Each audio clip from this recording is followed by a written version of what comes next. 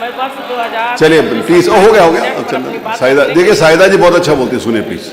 खड़ी हुई हूँ। सरकार इसे अब तक का सबसे बड़ा बजट बता रही है, लेकिन केवल बजट का आकार बड़ा होना जनता के जीवन में बड़ा सुधार नहीं लाता। माननीय अध्यक्ष जी, पिछले वर्षों में अनेक विभाग अपने आवंटित बजट का पूर्ण उपयोग नहीं कर पाए। विशेष रूप से शिक्षा और स्वास्थ्य जैसे मूलभूत क्षेत्रों में धन व्यय नहीं हुआ, जबकि आम नागरिक इन्हीं सेवाओं के लिए सबसे अधिक संघर्ष करता रहा। ऐसी स्थिति में ये प्रश्न स्वाभाविक है कि जब पूर्व के संसाधनों का समुचित उपयोग नहीं हुआ तो इस नए बजट से किस प्रकार परिणाम आने की अपेक्षा की जा रही है। माननीय अध्यक्ष जी, इस विशाल बजट में नई योजनाओं का अंश अत्यंत सीमित है।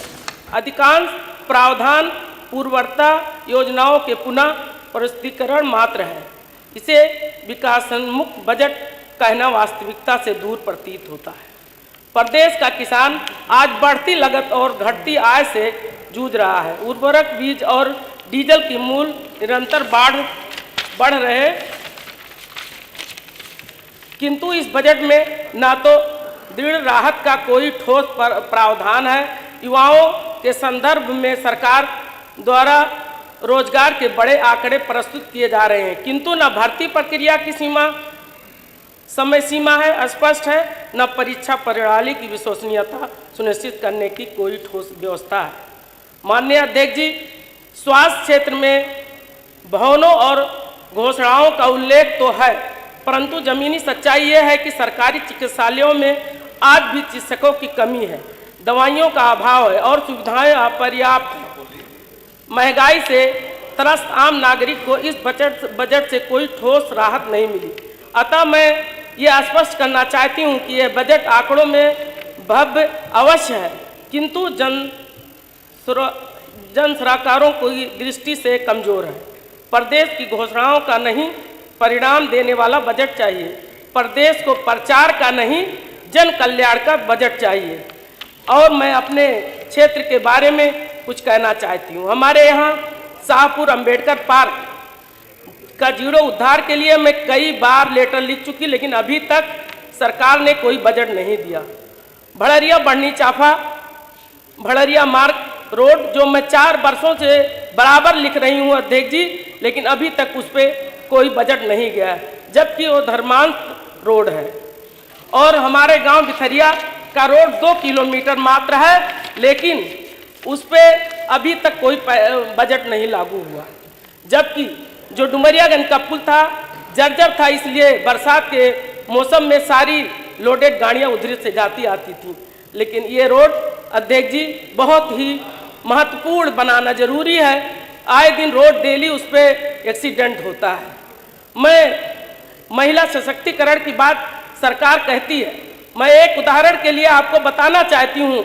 डेबरुआ थाना के अंतर्गत महिला किचड़ावती पति लालजी चौहान, गांव तालकुंडा, टोला कोटलिया का एक्सीडेंट हुआ, लेकिन 5-6 दिन तक थाने पे दौड़ती हुए उनके परिजन और एसपी तक जाते हुए उनका कोई एफआईआर नहीं दर्ज हुआ। जब वो महिला मर गई उसके बाद उसका एफआईआर दर्ज हुआ। यह है महिला सशक्तिकरण। और यहीं पे लिया जाए तो हमारे यहाँ भवानीगंज थाने के अंतर्गत राकेश मौर्या जी का घर है, जो बायताल में है। उनके घर के अंदर जो उनका निजी रास्ता, निजी घर है, जो उनका नंबर है, उनके घर के बीचों बीच में से रास्ता ये सरकार दिला रही है। जो कह रहे हैं कि समाजवादी सरकार जंगल राज थी, लेकिन आज ये क्या है। अमोना तिवारी में पुराने घर में रास्ता दिलाने का काम वहाँ के लोग, सत्ता सरकार में बैठे हुए लोग घर के अंदर से रास्ता दिलाना चाहते हैं, वही मारपीट करके उनको थाने में भी बंद कराते हैं। और हमारे जिला पंचायत की जितनी भी सड़कें हमारे क्षेत्र डुमरियागंज में है, जर्जर हालात में है, लेकिन उसको कोई बनाने के लिए तैयार नहीं है। कई बार मैंने लिखा भी और मैंने याचिका भी लगाई, लेकिन वो सड़कें अभी तक नहीं बनी। हमारे यहाँ नदियाँ हैं और नहरें हैं, नहरें की जो पटरियाँ हैं तमाम कच्ची हैं और तमाम जर्जर हालात में है। मैं चाहूँगी अध्यक्ष जी कि हमारी पटरियाँ बन जाए और भड़रिया और बढ़नी चाफा मार्ग जो धर्मांत भी है वो रोड उसको बनाया जाए। 4 साल से मैं लगातार लिख रही हूँ। अंबेडकर पार्क सहियापुर, उसके लिए मैं 4 साल से लिख रही हूँ, लेकिन अभी तक कोई बजट नहीं हुआ। मैं अध्यक्ष जी आपके माध्यम से चाहती हूँ कि ये बजट इस पर दिया जाए और ये सड़क बने और बिथरिया गांव की सड़क बने। आपने मुझे बोलने का मौका दिया, आपका बहुत बहुत शुक्रिया। मैं अपने डुमरियागंज की जनता का शुक्रिया अदा करना चाहती हूँ, जो उन्होंने अपनी बात रखने के लिए मुझे यहाँ तक भेजा। अपने राष्ट्रीय अध्यक्ष माननीय अखिलेश यादव जी का मैं शुक्रिया अदा करना चाहती हूँ कि उन्होंने मुझे यहाँ तक भेजा कि मैं अपने जनता की बात यहाँ पे उठा सकूं। जय हिंद, जय भारत। बजट पर चर्चा कल भी जारी रहेगी। नियम 51 के अंतर्गत आज जो सूचनाएं प्राप्त हुई हैं